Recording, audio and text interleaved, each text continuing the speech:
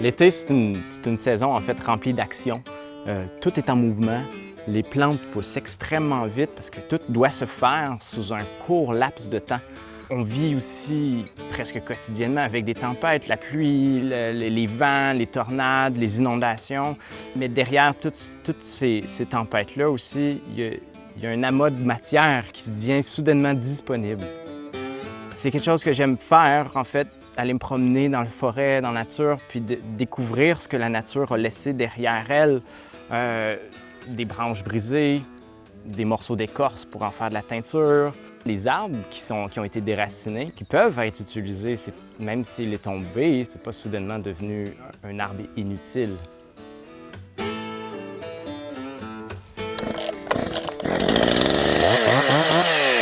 Et voilà!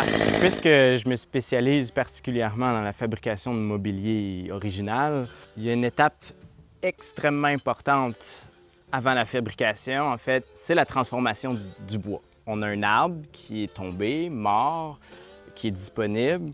Il faut le scier, il faut le transformer en planche pour éventuellement en fabriquer du mobilier.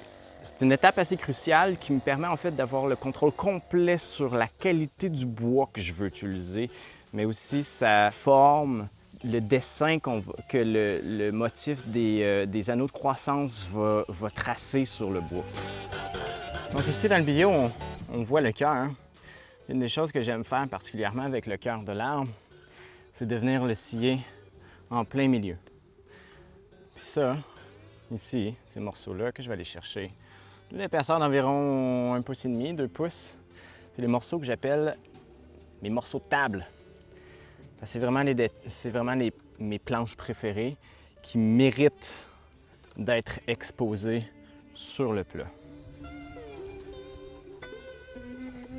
Bang!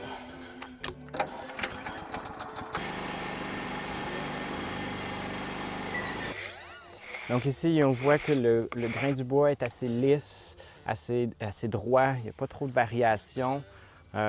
C'est un bois de grade select qu'on appelle, puis ça peut être certainement utilisé par exemple pour des chaises qui ont besoin d'une structure solide et stable.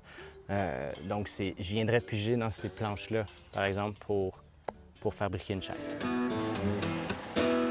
Dans mes étapes de fabrication, mon mobilier, vraiment, le sciage et le séchage, pour moi, une étape que j'affectionne au niveau du contrôle de qualité que je peux obtenir avec ma matière.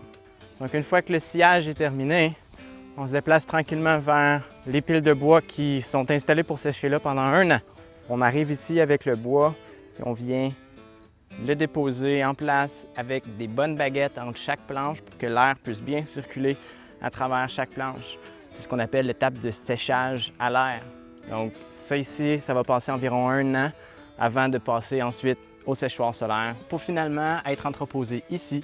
Je vais sûrement l'utiliser au courant de l'hiver pour la fabrication d'armoires, de bibliothèques. J'aime beaucoup faire des commodes aussi ou n'importe quel autre projet sur mesure. Mon travail, c'est pas juste de faire des objets, mais de leur donner vie.